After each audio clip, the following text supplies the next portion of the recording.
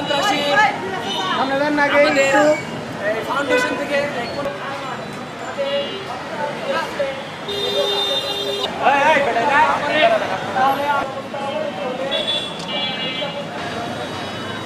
আজকে আমরা টাঙ্গাইল প্রেস ক্লাবের সামনে এসে দাঁড়িয়েছি। আজকে আমাদের আরো কঠোর থেকে কঠোর আন্দোলন করে তুলবো।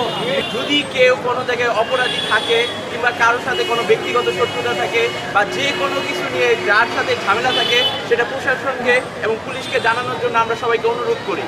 আমরা কখনোই কোনোভাবে বিশৃঙ্খলাতে যাব না। যারা এইরকম কোনো একটা হামলা বা অন্য কোনো রক্তক্ষয়ী কোনো কিছুর মাধ্যমে আইনকে নিজের হাতে তুলে নিবে, সে যেই হোক, আমরা তার তীব্র বিরোধিতা করি।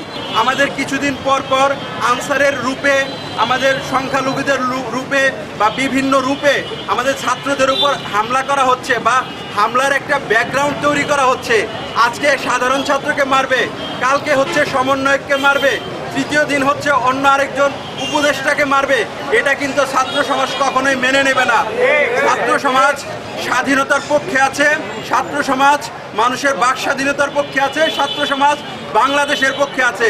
অতএব বাংলাদেশের বিপক্ষে যারা আওয়াজ তুলবে আমরা কঠিন হস্তে তাদেরকে প্রতিহত করব। প্রশাসন